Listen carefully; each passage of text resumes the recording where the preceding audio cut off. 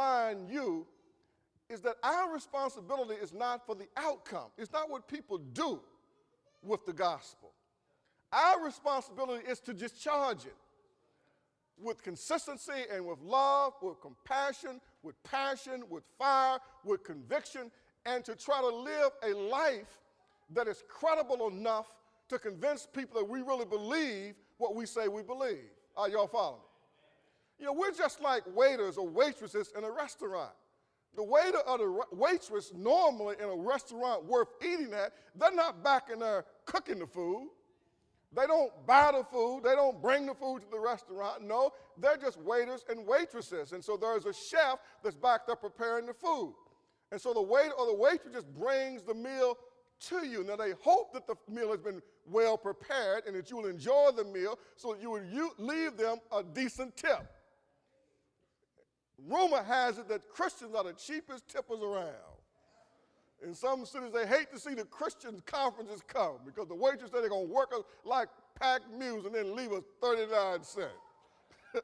Or whatever the denomination is that will get to the next even dollar. No, we ought to be generous to people if they would provide good service and they treated us in a gracious, respectful way.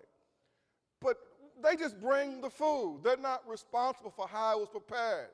They're not responsible ultimately for its quality. And that's what we are. We are the waiters and the waitresses of the gospel. We deliver the meal. We deliver the truth. And we're hopeful that people are hungry enough, they have an appetite, that they will want to partake. But if people don't partake, then they choose not to partake. You know, I used to get all really stressed out. It would really bother me when people wouldn't respond to the gospel. It would bother me. I would just get stressed out about it, worried about it, frustrated with it. And I began to realize, well, who am I? Most of the people didn't listen to Jesus. Most of the people in Israel during his day, they rejected him. There was only a minority group, a small group of people that really embraced his teachings fully. And so we must not be held hostage by how people respond. But we do have a responsibility. We have an obligation. That's what Paul writes in Romans chapter 1. He says, I am indebted to the Greek, to the barbarian, to the heathen. I'm indebted to them, and I'm also indebted to the Jew. Now, what was Paul saying? Paul was saying is, I have a divine obligation in Romans 1:14. I have a divine obligation to discharge the gospel even to people who I don't like, and even to people who I don't believe are going to listen to me. The Greeks, the barbarians, the heathens. But Paul said, I am still obligated to try to reach them with the gospel, and I let their decision be their decision, the outcome be God's outcome. I'm also obligated to preach to the Jew, those people who are like me. Now, one of the great challenges of the church in the 21st century, and the church is able to navigate this very, very tempestuous terrain, will be the churches that will be successful. The churches normally over the years, they have been built and they have become very, very culturally the same. And so what happens is we try to reach people like us. We witness to people like us. And so we only want people that are like us. And that's served the church well for many years.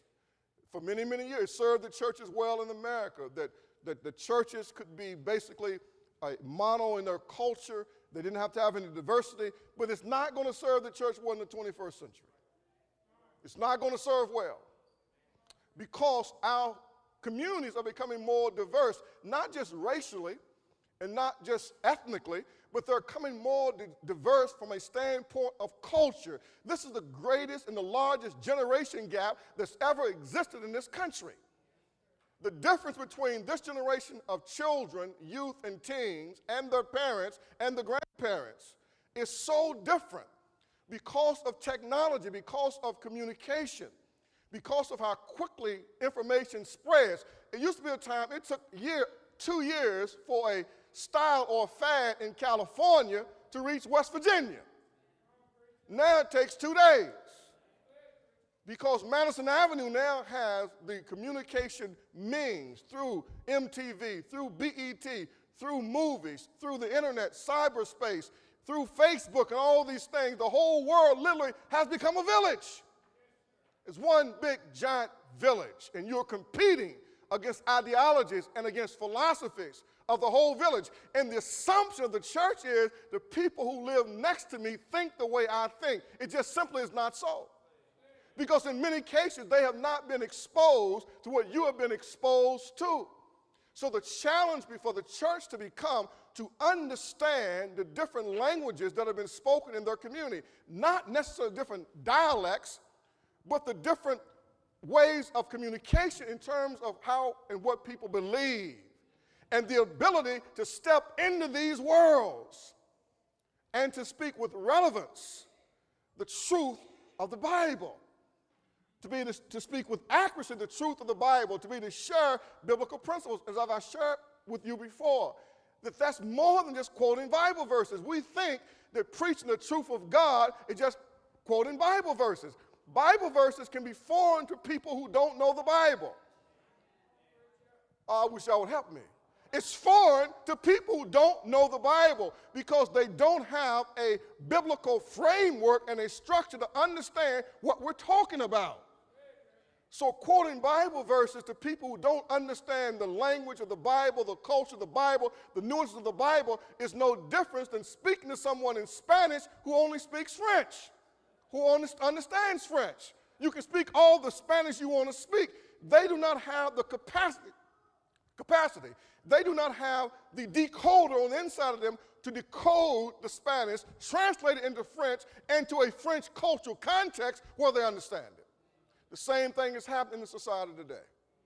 And so we got to speak the truth, but we got to speak it in a language that people understand, and we got to show how the Bible is relevant to the experience that people are going through today. And the churches that are able to do that will be the church that will survive in the 21st century.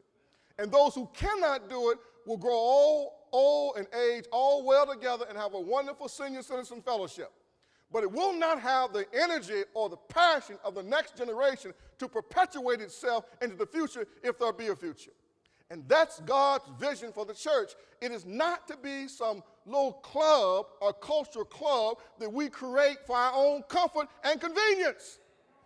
No, it is supposed to be the venue through which God is moving his kingdom, and God is trying to reach the generation that is in front of him. Oh, y'all help me. Because if we don't change, we will go the way of the dinosaur, the way of raccoon coats. We are stuck in a paradigm and in a model, and we're recalcitrantly resistant to any type of change. Therefore, in many cases, we repel people if they're not just like us. Think the way we think, see the things the way we see it, and we don't see that. We don't even see that that's what's happening to us. Because many of us don't spend enough time in the world of unsaved folk. Listen to the language and the conversation of unsaved people, and then sharpen our spiritual tools to figure out how do I enter into that conversation with the truth of God. Preach, young man, preach. The church of the first century was a church of the marketplace.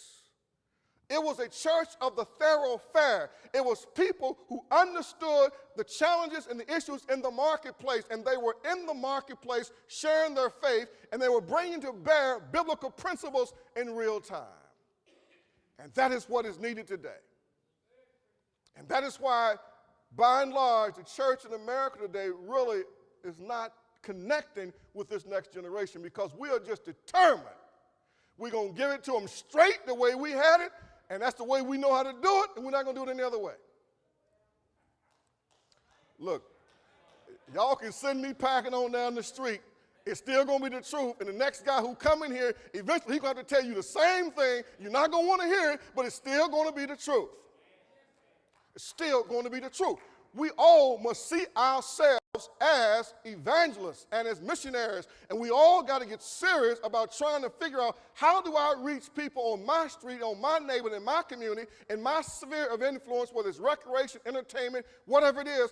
How do I do that and make this faith attractive enough to people at least want to follow me to see where it is I go to be nurtured?